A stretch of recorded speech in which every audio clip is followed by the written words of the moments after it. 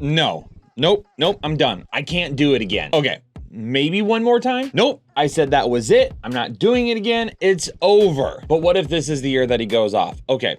One more shot. Everybody watching this video right now has had that reaction to some player in fantasy football before. And in today's video, I've got a few different guys that I feel that way about. So we got to make a decision. Which one of these guys will be getting one last shot?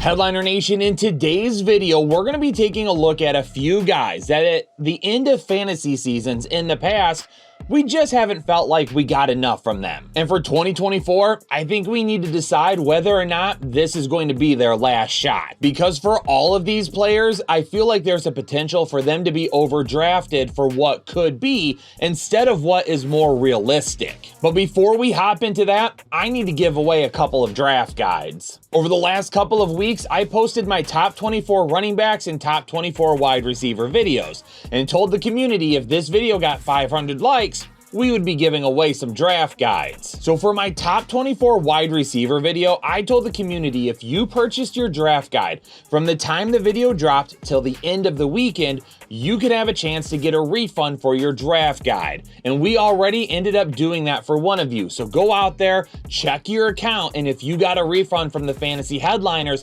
let us know down in the comments below. Now for my top 24 running back video, I told the community if the video got 500 likes, I would pick someone from the comments. So congratulations, VanFlower6829.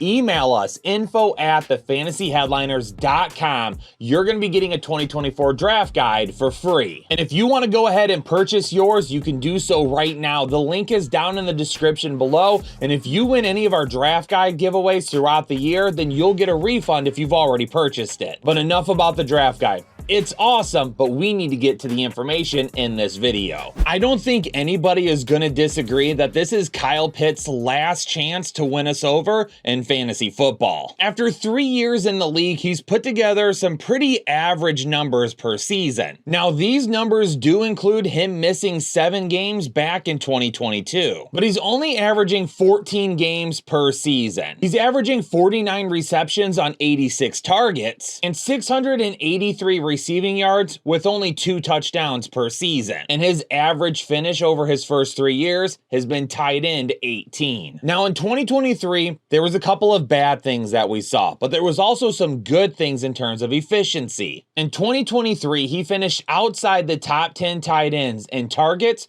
receptions, and receiving yards. And given how thin the tight end position is, realistically, he should be finishing easily inside the top 10 every season. But he did finish first in average depth of target with 12 yards and fourth in yards per reception with just over 12 yards. Both of those great numbers among tight ends. But now there's a lot of new things with Atlanta's offense, and we need to determine whether those new things are enough to finally push Kyle Pitts to the top of the tight end position. Now, obviously, Atlanta has a new coaching staff, and their offensive coordinator, Zach Robinson, came from LA and was the passing game coordinator for Sean McVay the last 2 years. And last season, the Rams ranked 10th in passing yards and 14th in passing attempts. And we saw a great season from Puka Nacua. Cooper Kupp, when he was healthy and on the field, yeah, wasn't the same performance we saw from a couple of years ago, but was still productive. And that offense through the air generally did a pretty decent job. And with Kirk Cousins, the first competent quarterback that the Atlanta Falcons have seen in a while at the helm this season,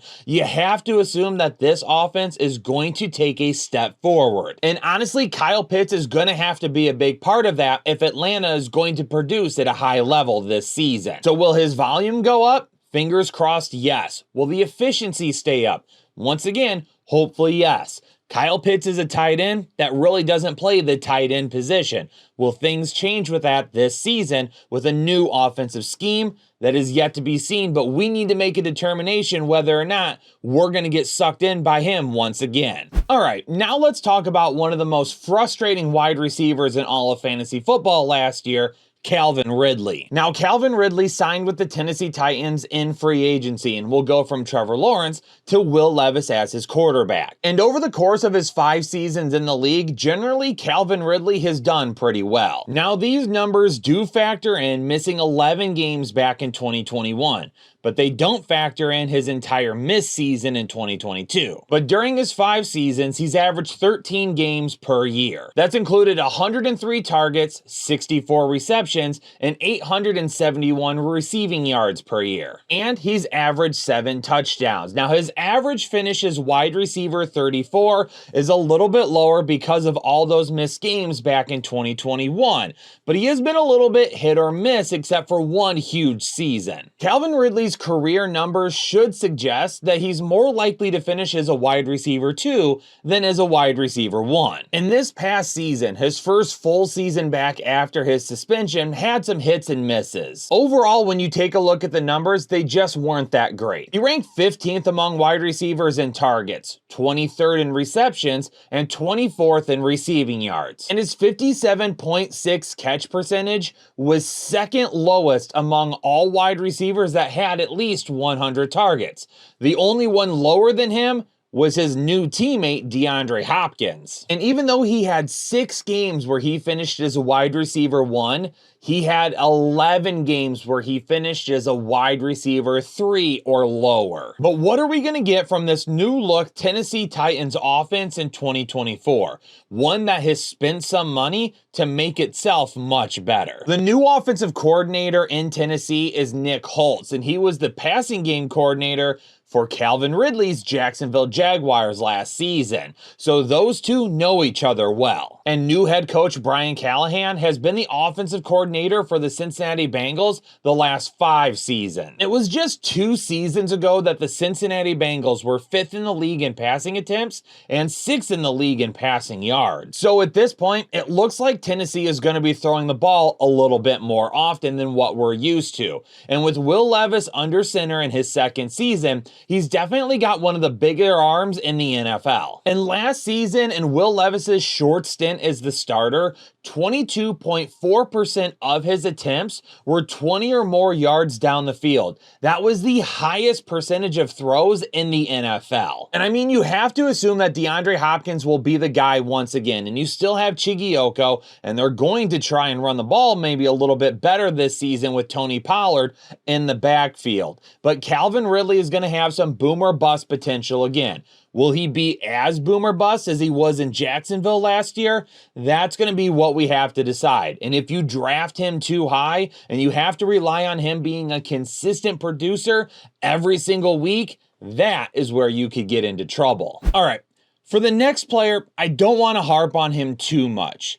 The reason that I'm including him in this video, though, is because I feel like expectations for him this year could end up getting out of control pretty quickly. And Najee Harris, generally over his first few years in the NFL, has been pretty good. But there's a difference between being pretty good and being drafted and looked at as like a top tier running back each year. Now, the great thing about Najee Harris, over the course of his first 3 years in the league, he hasn't missed a game yet. He's averaging 278 attempts per season and 48 receptions per season, which is good for 1,379 total yards and 9 touchdowns with an average finish of running back 12. Now, that RB12 finish does factor in being the RB4 in a very volume-dependent rookie season. And then in his 2nd year, he was RB14, and in this past season, he was RB20. So are we drafting Najee Harris to be a low-end RB2, or are we drafting him to be a high-end RB1 once again?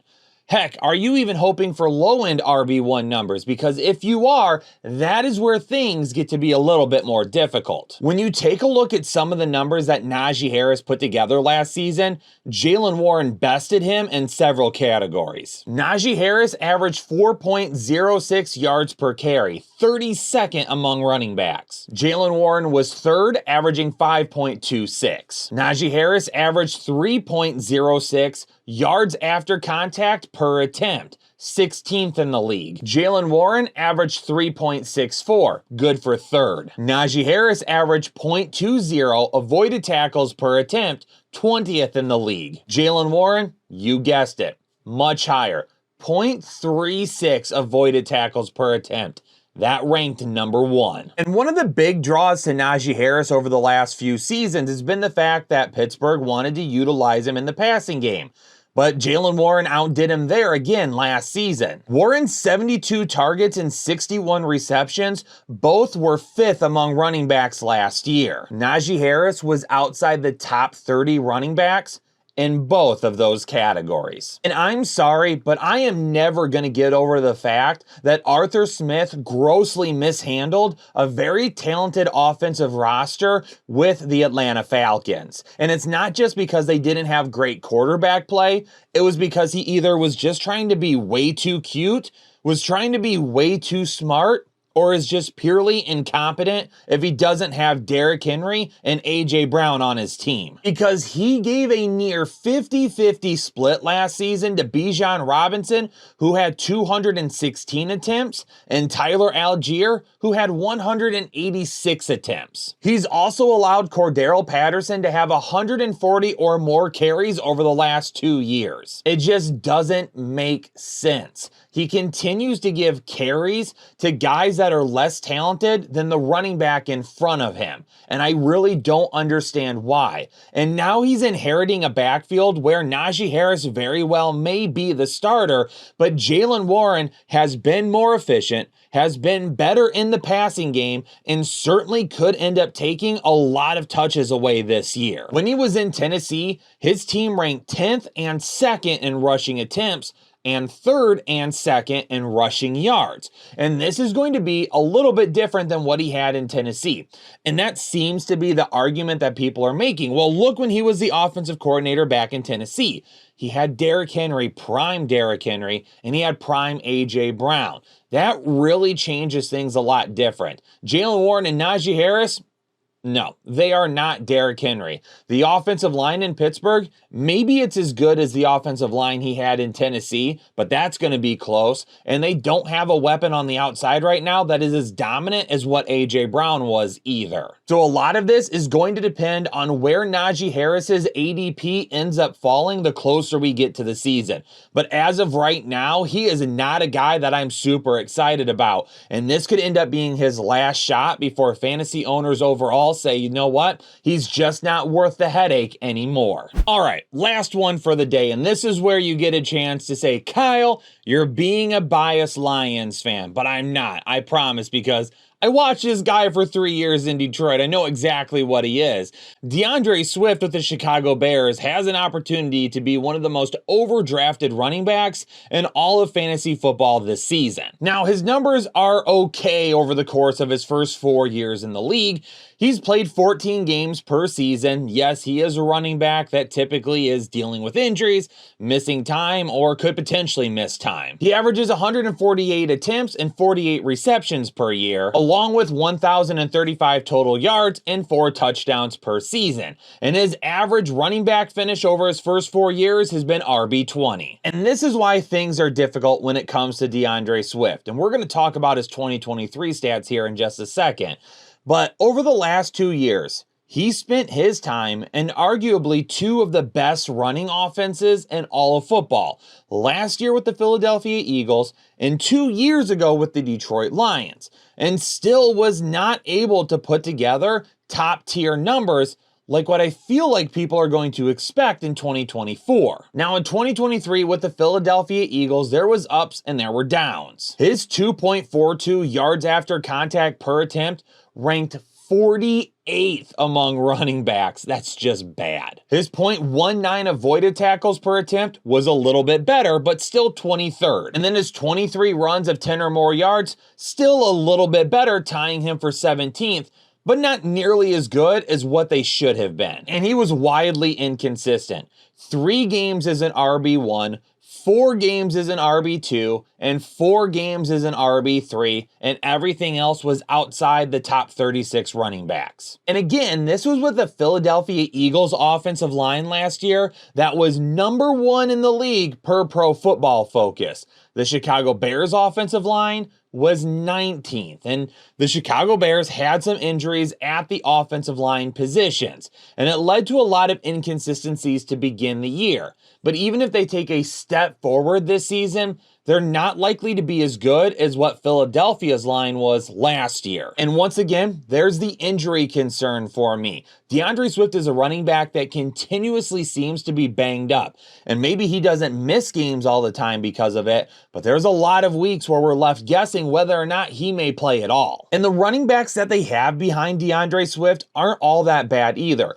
Khalil Herbert, even though he hasn't gotten a ton of volume over the course of his NFL career, he's pretty darn efficient in the few touches that he gets. And you still have Roschon Johnson, who was a guy that a lot of people thought was going to be a huge breakout candidate as a rookie last year. And yeah, the Chicago Bears offense is going to be good this year. I believe in Caleb Williams. But is it better than what the Eagles offense was last season? Eagles had the number 1 ranked offensive line. They had Jalen Hurts at quarterback, A.J. Brown, Devontae Smith at wide receiver, Dallas Goedert at tight end, and then, of course, DeAndre Swift at running back. I mean, when you take a look at all of the weapons, Philadelphia still gets the nod. It's a little bit closer now, especially given the depth that Chicago has at the wide receiver position, but it's still the Philadelphia Eagles. So how much better do we honestly expect DeAndre Swift to be? You need to set some expectations for him this year. And honestly, I think you need to set some expectations for all of these guys. Because if you end up drafting all of them way too high, that is where things are going to get really, really difficult. Because you're going to be relying on guys to be solid, consistent fantasy contributors that just haven't been able to do that in years past. And let me know down in the comments below whether you agree or disagree with any of these 4 players. And if there's someone that wasn't mentioned in this video that you think needs to be, leave them down in the comments as well. Hit the like button, subscribe to the channel on the way out of here, and turn on the bell notification so anytime we go live or drop new content, you'll be ready to watch it right away. And probably right about now, YouTube is going to recommend one of our last videos to you. Make sure you check that out if you ended up missing it. But for now, I'm out of here, Headliner Nation. Peace out, stay safe, stay healthy, and I'll catch you on the next episode of the Fantasy Headliners.